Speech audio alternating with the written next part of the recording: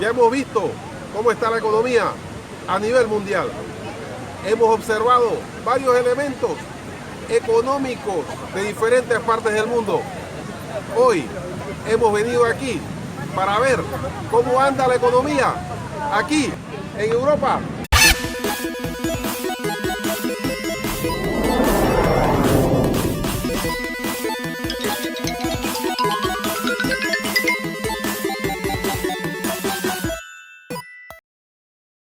Europa, donde se concentra la mayor parte de los países desarrollados del mundo.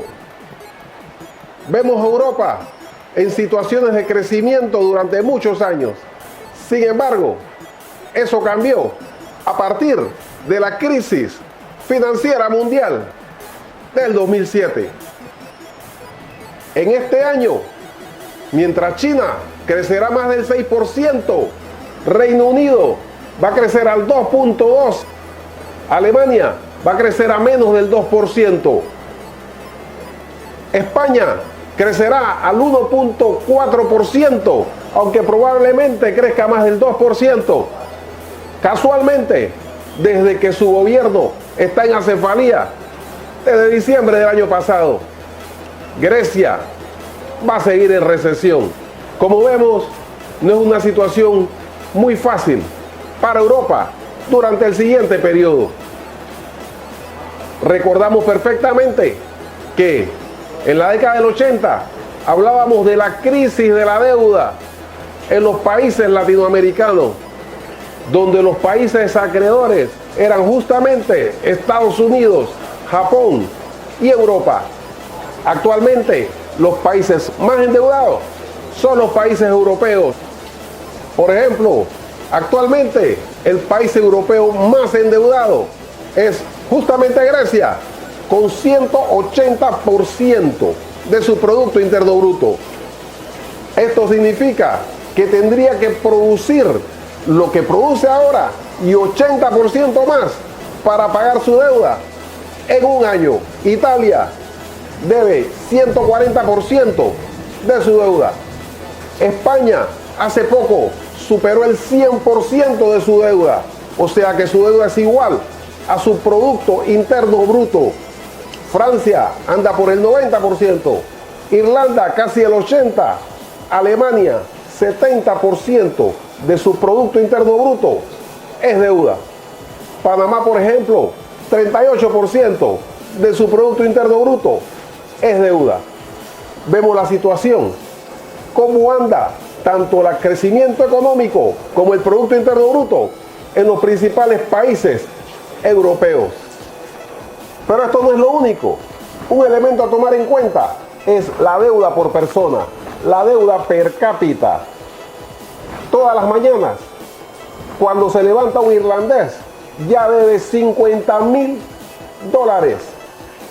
Cada español debe $40.000. Cada alemán, $38.000.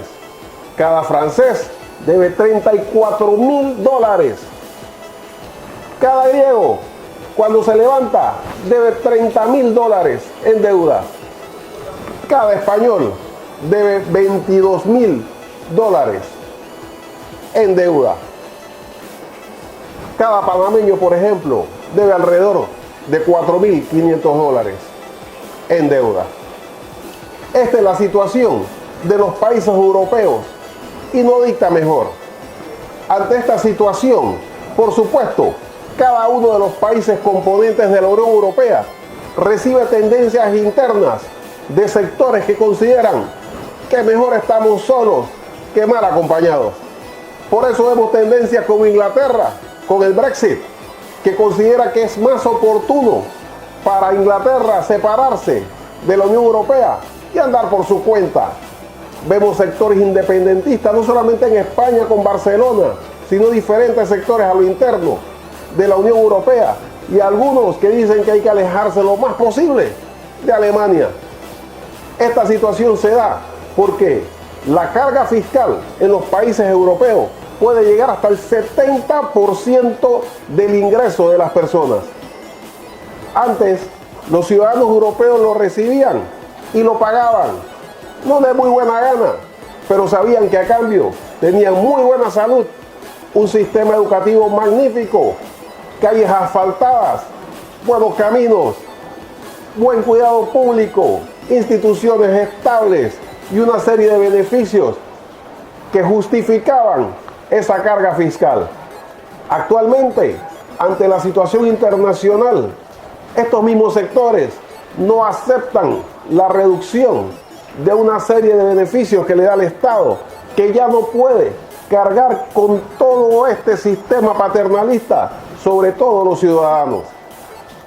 Ante la presión ciudadana de no permitir más impuestos, pero exigir las mismas condiciones de vida, estos países europeos acuden a los ciudadanos que están fuera del país y las empresas que están en otros países para tratar de arrancarle los impuestos que evaden mediante subterfugios en los diferentes países, incluyendo los llamados paraísos fiscales.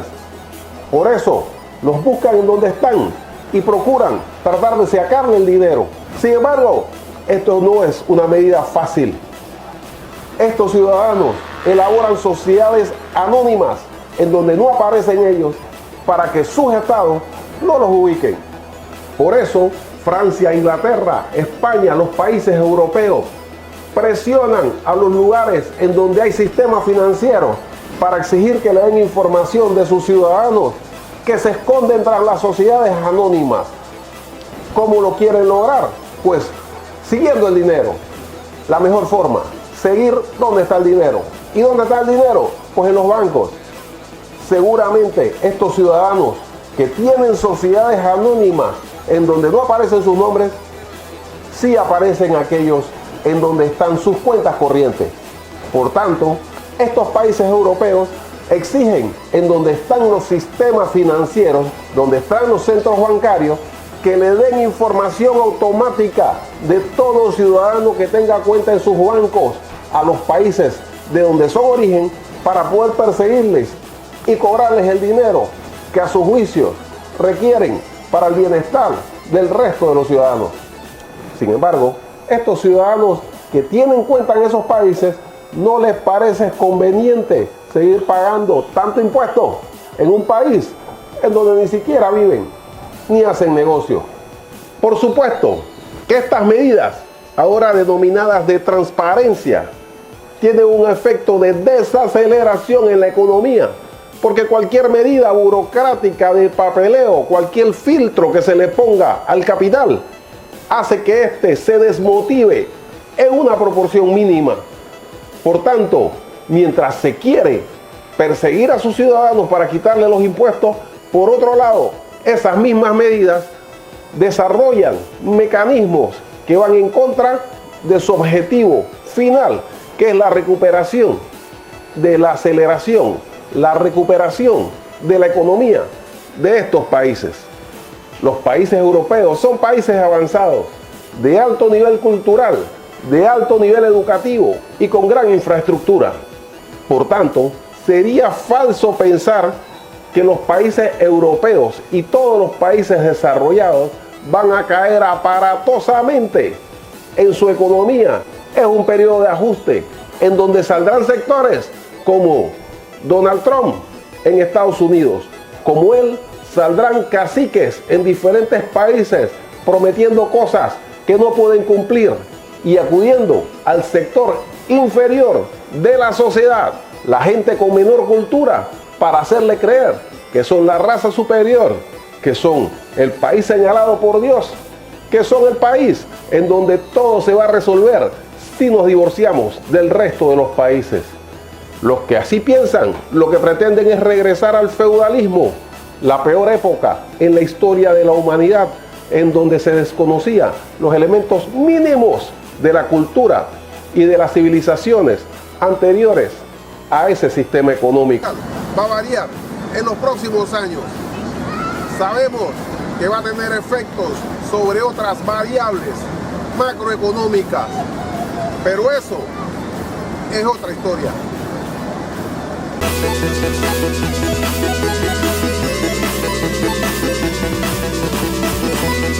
Argentina, el caso de Chile, las economías latinoamericanas han seguido creciendo durante todo este periodo, a pesar de la gran crisis que se dio a partir del 2009 con la crisis financiera. Estaba China, la India, estaba Singapur, países que estaban creciendo de una forma espectacular, al punto de que Brasil inclusive solicitó un puesto en el Consejo de Seguridad de las Naciones Unidas.